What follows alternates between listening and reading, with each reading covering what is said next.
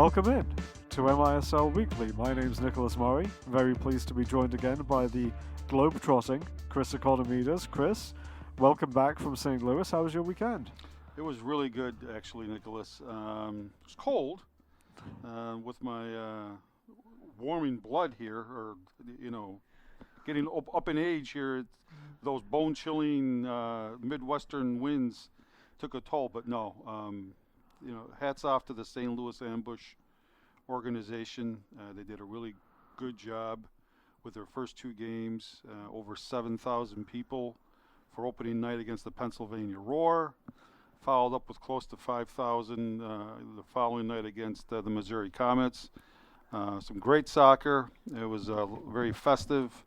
Saw a lot of old friends from the old MISL days in St. Louis, so it was actually a really good experience. Well, we'll get to the Ambush this weekend in a moment, but I think the first thing we've got to talk to this week is the Milwaukee Wave and their excellent road trip through Baltimore and Pennsylvania, particularly Nick Vorberg and the defenders in front of him recording a shutout against the Baltimore Blast.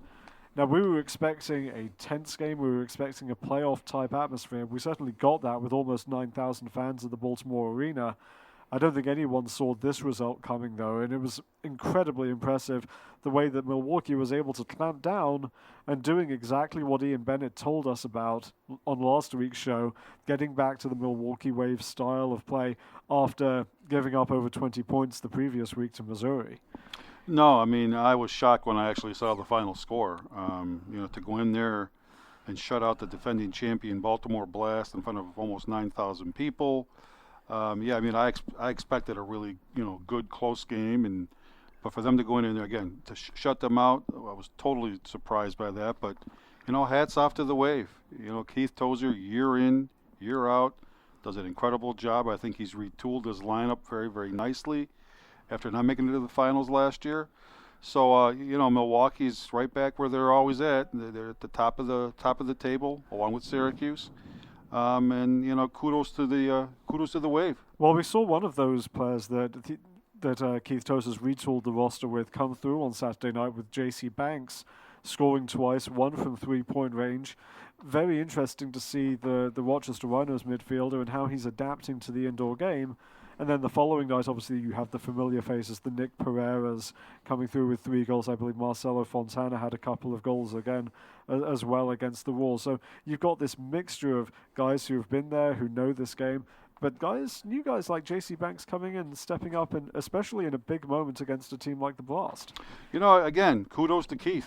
He goes out and he finds these guys. He transforms outdoor players, into really quality indoor players. I think he's got a gem in J.C. Banks there. Who's had a hell of a career so far with the Rhinos, but again he keeps finding these pieces of the puzzle. Last year it was Cisse from that he signed and he brought on board. This year it's J.C. Banks.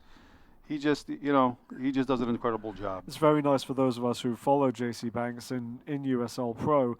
He led the league in assists a couple of years ago in 2012, and he really was hindered a little bit by injury this summer. So it's nice to see him back, healthy, playing well again. Hopefully that bodes well for next summer for the Rhinos as well. Absolutely. No, I think this will be a nice confidence boost for JC, whose father, I guess, played indoor. I believe that's correct, yes. He played so he's somewhat of a homegrown talent there in the Milwaukee area. So it makes all the sense in the world. And again, I'm happy for JC. I'm happy for the Wave. Now, let's get to St. Louis, because obviously you were there for those 2 games this weekend. You definitely had the big high of Friday night with the opening night. Dan Antonio comes out, scores a hat-trick. Very nice victory against the Pennsylvania Roar. Kind of came thudding down to earth a little bit against what looks to be a very, very good Missouri Comets team. What did you see out of the Ambush across the 2 games? What stood out to you most? Well, I think they were the anti-expansion team in the first game, and then very much so the expansion team in the second game. If you look at Missouri, how they came out, I think St. Louis had 3 or 4 mistakes, and Missouri immediately capitalized on those and transformed those into goals. Kudos to Missouri. Kudos to the Comets. They are an excellent team, very well coached by Vlado. They came out, played very, very well.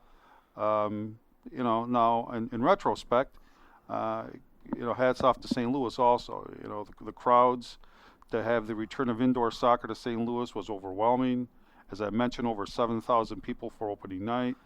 A lot of happy faces. The St. Louis Ambush, and Andrew Haynes, their entire organization did an excellent job with all details. They honored, some of the past indoor stars, of which Daryl Duran was a part of there in St. Louis. So they did a really good job.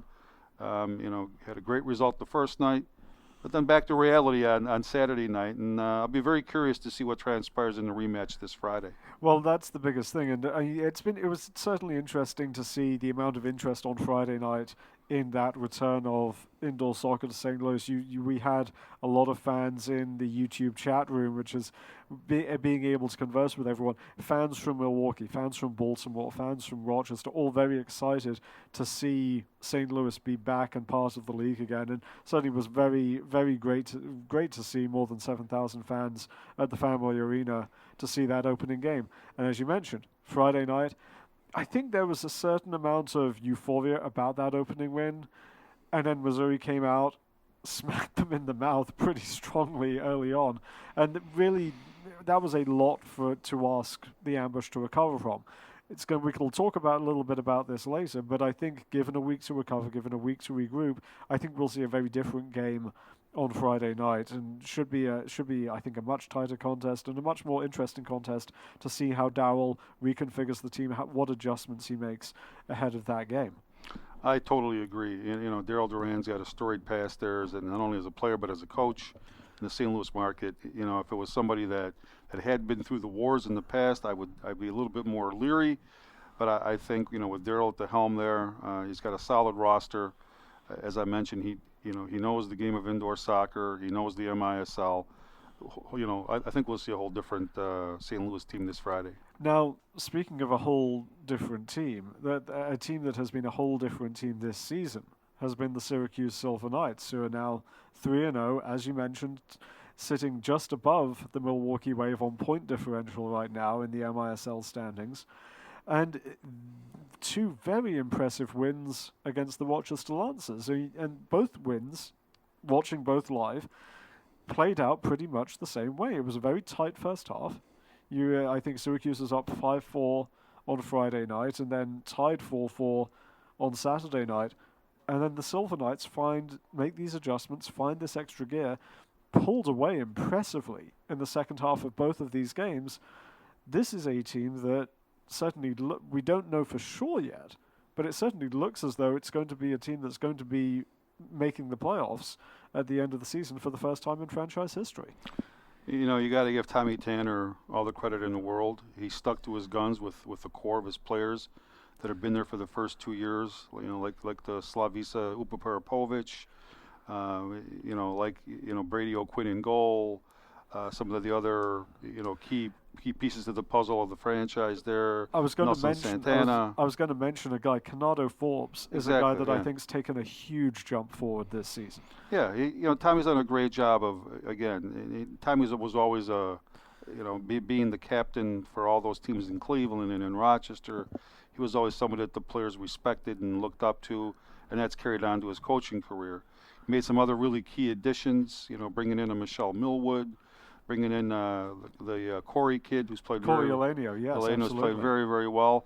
I think that there's no doubt that Syracuse has made tremendous strides and are definitely a playoff contending team this year. It'll definitely be interesting to see what happens when we get a little bit further into the schedule, when they play the Blast for the first time, when they play the Wave for the first time, to see if they've made kind of the jump from where they were to that kind of being able to compete game in and game out with those teams. But certainly everything seems very, very positive in Syracuse right now.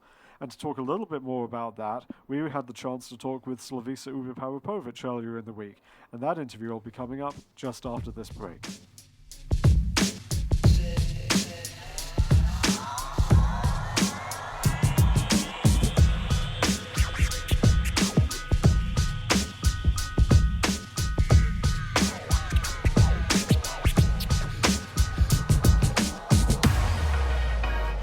very pleased to be joined now by Slavisa Ubiparipovic of the Syracuse Silver Knights. Slavisa, thank you so much for taking the time to join us. Oh, no problem. It's my pleasure. Well, first of all, congratulations on the great start you guys have made to the season. What's it like sitting at 3-0, sitting top of the MISL standings? It feels good. It feels good to be 3-0. Practices are much better, smoother. Everybody's happier. Everybody's more confident. As far as the soccer, everything's positive in the locker room and the field, which is good for a team to keep going in the right direction. It definitely seems as though the team looks confident on the field, especially in the couple of games that you guys played against Rochester. The thing that impressed me most was the way that you guys were able to put together really strong second halves, pull away from the Lancers to take those two wins this last weekend. Were there adjustments that you guys made in the locker room at the halftime break in each of the games that caused that to happen? Well, we know that we have had both the first halves against Rochester were pretty. We didn't play as strong as we could. So once we got into the locker room, we all talked about it and said, "Hey, we need to fix things. This is not how we play." We were chasing the game too much, and we were playing how they wanted us to play instead of playing how we know how to play. So once we got in the locker room, we talked and said, "Hey, let's possess the ball. Let's make them do the work, and let the ball do the work for us, and we'll score goals." We were never afraid of not scoring goals. We were just afraid of letting them take over the game and us chasing the game. And once we got into second half, things started going our way, and then we kind of slowly just cruised to the game. It definitely feels as though you guys are possessing the ball better this year than you had previously, especially when it seems as though you'll break out on counterattacks. There won't necessarily be a good scoring opportunity there, and so you'll turn it back and you'll try and possess the ball and build a little bit more. Has that been something Tommy Tanner, your coach, has been emphasizing a bit? Yes. We have during preseason and during practices now, we work on possessing the ball and keeping the ball for a little longer than usually, so we don't end up chasing the other team around. Because if you just go and attack, you're bound to give up 3v2s, 2v1s, so we decided to keep other team on the field as long as we can. That way we get them tired, and then we can do our rotations and get fresh guys on the field and attack them when they're tired. And Tommy has emphasized that, and plus it's our third year, and now we understand the game a little better. Each year it gets better and better, and we understand what it takes to win the games. It's not all about attacking. It's about having a complete game, which comes with defending properly, staying with our men, and, of course, finishing. It seems as though one of the guys that's really helped that so far has been Michelle Millward, and also Corey Elenio to an extent as well. What has their input been like? What's it been like having a guy like Michelle on the team with his experience? Michelle, he's out there in the locker field. He's a very good leader. He's a great guy in the locker room, very positive, and he knows the game very well. So he's helped each one of us, giving us pointers and telling us, "Hey, this is what you need to do. This is what I need to do. This is where I'll be." I mean, we're still fresh with him, working with him to figure out what kind of a player he is. But when it comes to his experience and his ability, he has been great for us. And everybody on our team appreciates him being here and as a player and as a leader of this team. It definitely feels as though yourself and Canado Forbes have taken a big jump forward. I mean, Canado had a really good weekend this past weekend. You lead the league in points right now. Does it feel as though the game is coming to you a little more easily than it was last season? Yeah, I feel like the game, the first 2 years, the game seemed a lot faster than this year. The game is fast, but as I'm getting more into the league and into the games, I realize that the game is actually not as fast. It's just more about movement and more about thinking on the field while you're on the field and using the space you are given. The past 2 years have been kind of just still in the learning process and kind of hectic, trying to rush things. And now I feel like the game is slowly slowing down, and I'm seeing spaces and seeing things that I haven't been able to see in the past 2 years. You guys are off to a 3-0 start. You guys have not made the playoffs in the previous 2 seasons of the franchise existence. Is there a confidence in the locker room now that this is going to be the year where you make the playoffs and you might be able to challenge Missouri, Milwaukee, Baltimore when those tests come up down the line? I mean, we've been fortunate to play Rochester, Pennsylvania, these teams in the first couple of games. That way we can build our game better, so we can prepare better for Baltimore, Milwaukee, Kansas. Because the first couple of games, regardless of who you play, are always a test.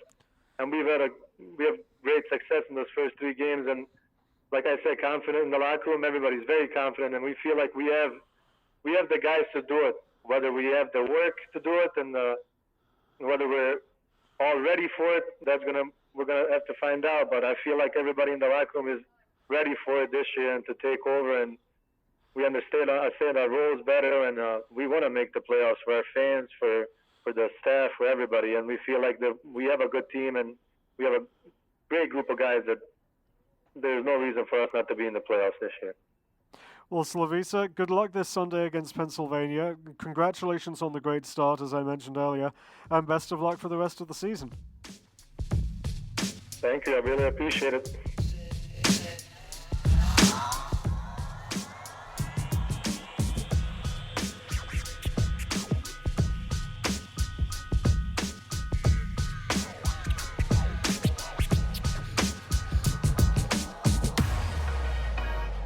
Obviously, a very interesting conversation with Slavisa there, and he's a guy that was Rookie of the Year 2 years ago.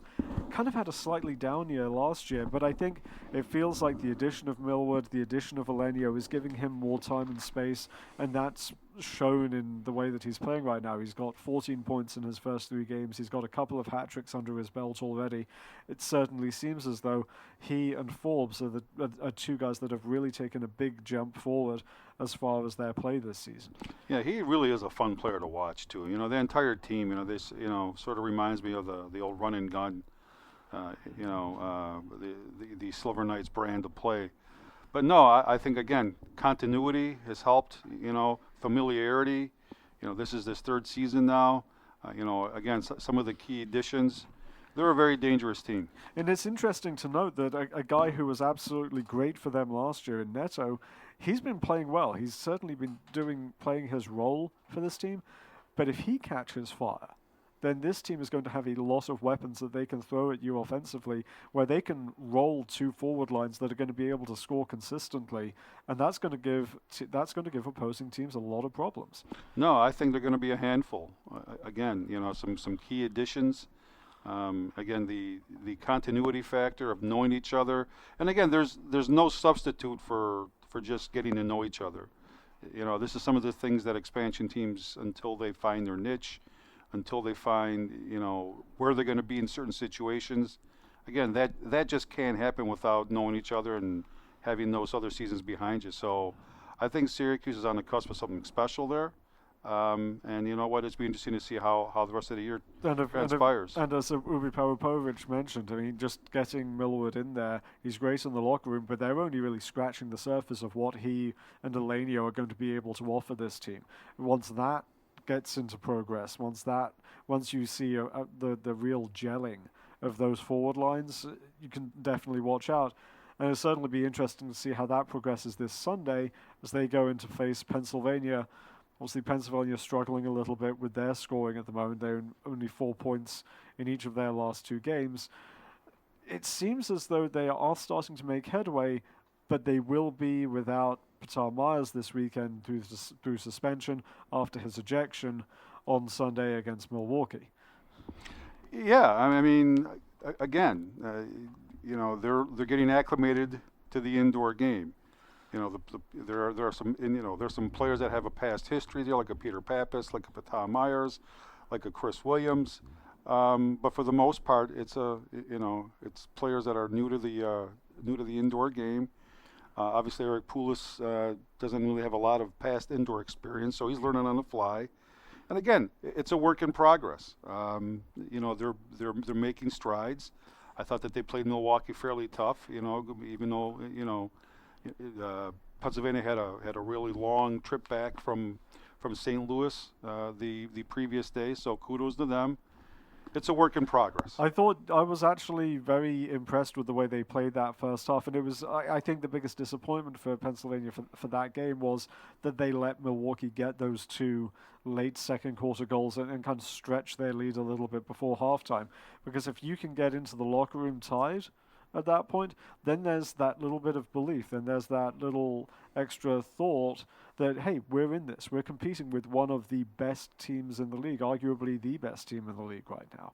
And there's no reason why we can't do this against everyone. It would have been a really big confidence booster for them to come out on even terms to start the third quarter and see where it progresses from there. Instead, end of the second quarter, it slightly fell apart a little bit with the ejection, with the two late goals. And I mean, give credit to Nick Pereira in particularly, that the second goal, the goal that he scored late in the second quarter was an absolute beauty. But you can see, it'll be interesting to see if Pennsylvania can build off the confidence a little bit and see if they can come out and press Syracuse a little bit the way that they did in their opening game. Because it felt to me that when the Raw pressed against Syracuse, they were able to get a much more better pressure on the ball. They were able to force turnovers, and it was a means to keep them in the game much better than when they sat back early in the game against the Silver Knights. I think that'll be the thing to watch for in Sunday's game. I think in their first meeting, obviously being their franchise opener, there were a lot of nerves. Before you could blink, Syracuse had scored, so they were behind the eight ball immediately. I think if you can correct some of those, and you've seen the progress. You saw the progress against Milwaukee.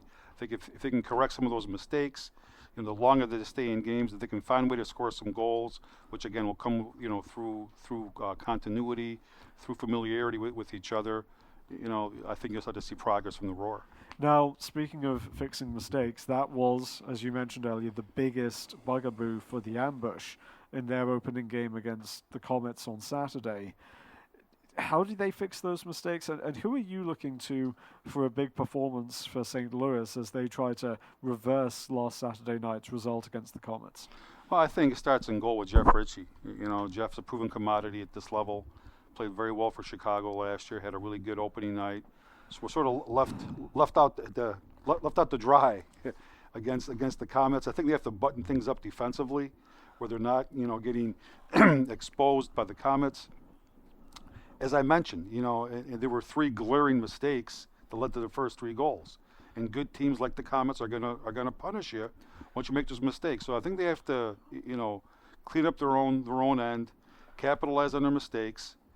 Maybe try and get out to a quick lead to get the crowd into it in Missouri, and we'll see where the game takes us. There seems to be a big debate right now as far as defensive philosophies as to whether you press high, you try and put pressure on the ball, or whether you sit back and you try and have that contained five-man unit in front of the goalkeeper.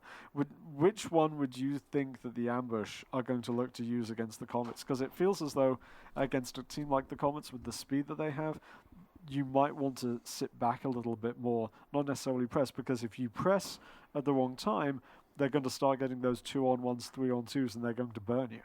No, I totally agree with you. I think, that you can't play with fire too often, as they say. So, I think St. Louis is sort of built around being more of a defensive squad. I think that was Darryl's foray when he was playing the game.